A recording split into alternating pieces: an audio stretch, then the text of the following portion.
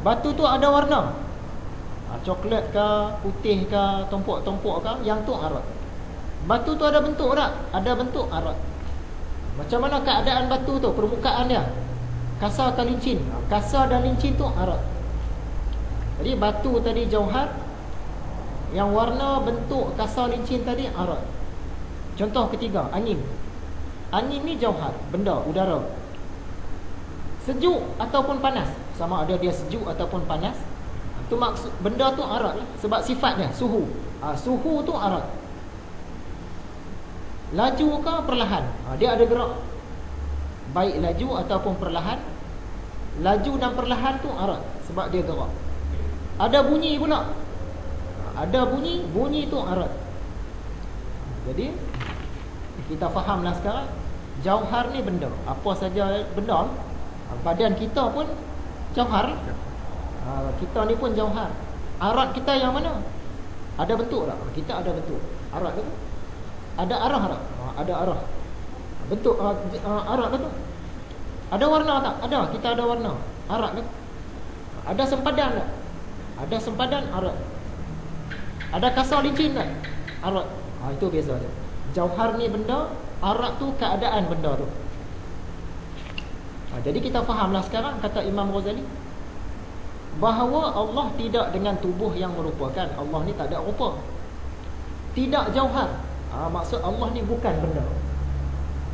Tidak jauhar yang berbatas, batas pun tak ada, dan tidak berhingga. Sebab tu Allah Maha Besar, Allahu Akbar. Dia tak ada batas, tak ada hingga. Kata langit, langit ada batas. Arash paling besar, arash pun ada batas. Laut kecil ada batas. Kata Allah ni tak ada batas. Allah Maha Besar. Tapi bukan kata bentuk dia tu Maha Besar, bukan. Kata Imam Ghazali yang kedua, tidaklah dia itu jauhar. Jauhar tadi apa? Sifat. Maksud dia warna pun bukan, bentuk pun bukan, arah pun bukan, tempat pun bukan, gerak diam pun bukan. Kita faham dah sekarang. Dan tidaklah dia ditempati oleh jauhar-jauhar. Pada zat Allah tu, adakah melekat ataupun berada di dalam dia bentuk? Tak ada. Adakah warna? Kok-koklah warna ni melekat pada Allah? Tak juga. Adakah warna ni duduk dalam Allah tu? Tak juga. Alam ni duduk dalam Allah ke? Tak juga. Sebab Allah ni tak ada apa-apa yang bertempat di dalam dia. Dia tu sendiri pun bukan tempat. Kata Imam Ghazali, tidaklah dia itu arat. Yang atas tadi, tidaklah dia itu jauhar, dia bukan benda. Dan tidaklah dia ditempati oleh jauhar-jauhar. Allah, zat Allah ni bukan benda, dan tak ada benda-benda yang melekat kat dia. Yang kedua, tak ada benda-benda duduk di dalam dia. Tak ada. Arat, Allah ni bukan bentuk, bukan rupa, bukan warna. Dan dia pun tak ada di dalam dia tu bentuk, rupa, warna pun tak ada dalam.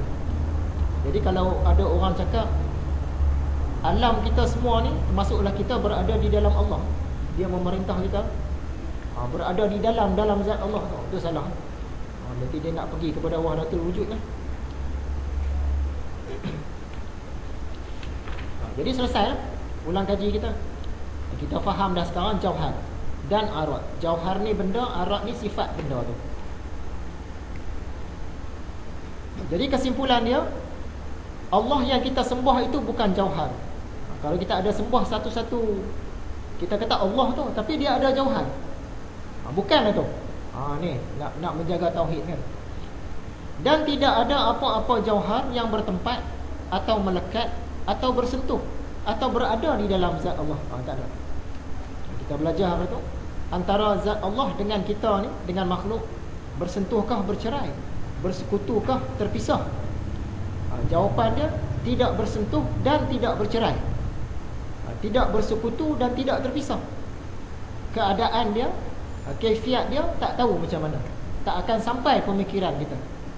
Nak kata Allah bersentuh dengan kita pun tak, nak kata terpisah pun tak.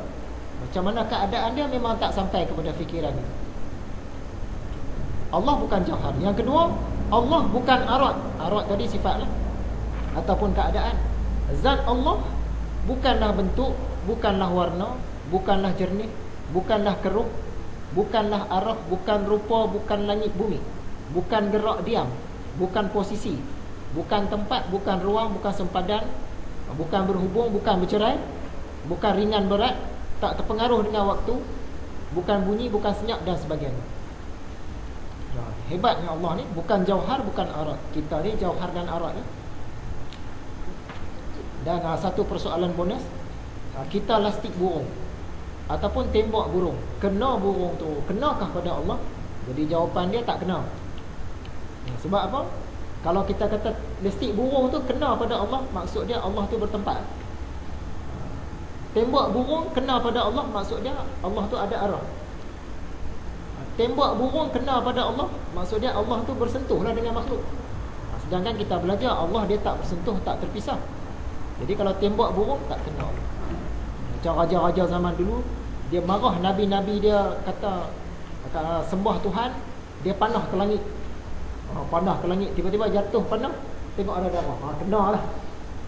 Tu bukan lah tu. Dia panah kena burung ke, kena apa ke, jatuh ke bumi. Sebab Allah dia bukan berarah. Masuklah pelajaran hari ini.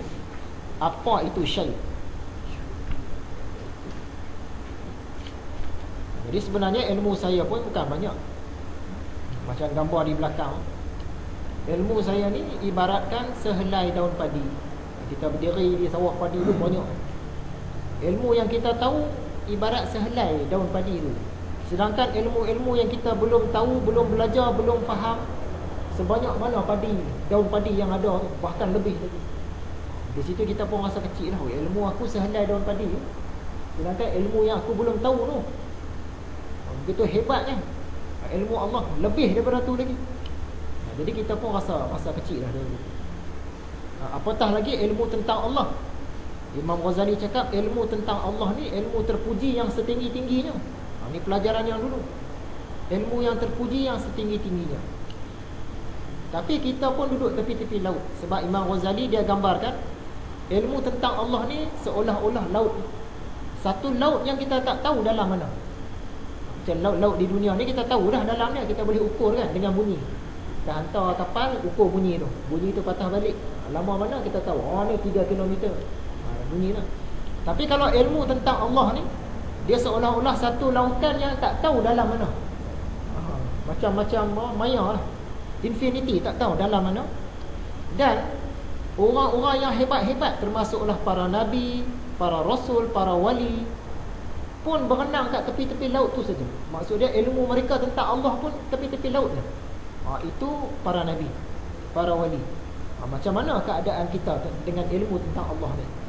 Kita ada rasa, oi, saya ilmu tentang Allah ni khatam. Ni hebat lah, boleh lah. Nabi-nabi pun tepi-tepi laut je.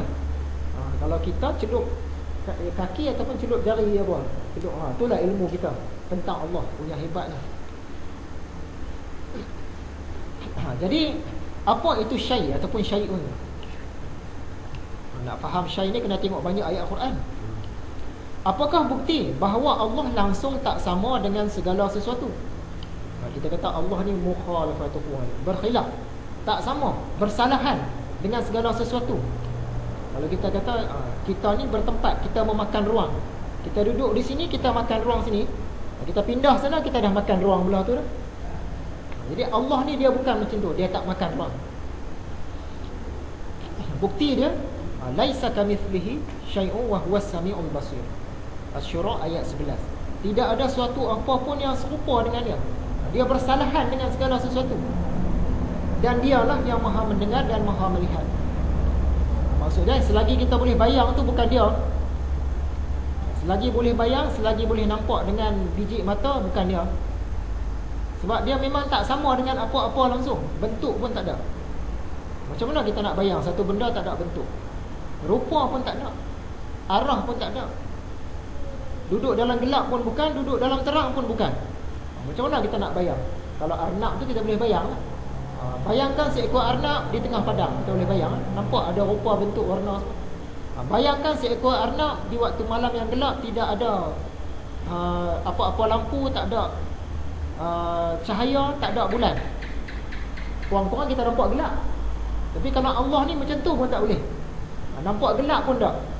Sebab apa? Dia tak duduk dalam terang, tak duduk dalam gelap. Punya hebatnya. Jadi kata Imam Ghazali muka surat 329, bahkan dia Allah tidak menyerupai dengan yang mawujud. Selagi ada benda ni, apa yang ada memang tak sama langsung. Tapi orang-orang yang terseleweng tu, dia duk bayang Allah sama macam kita. Dalam kitab-kitab mereka mungkin cakap ya Allah. Kitab zaman-zaman dululah, tangan Allah. Allah berkuasa lah, tangan Allah. Dia pun bayang, dia buat lah. Dia punya berhala ada tangan. Ni Tuhan kami. Dari situ asal silap ni. Sebab dia dari segi tauhid tadi, dia tak belajar bahagian dia. Allah tak serupa dengan apa pun. Dan tidak suatu pun yang mawujud, yang ada ni serupa dengan dia. Dia tak serupa dengan makhluk, makhluk pun tak serupa dengan dia. Tiadalah sepertinya sesuatu, dan tidaklah dia seperti sesuatu.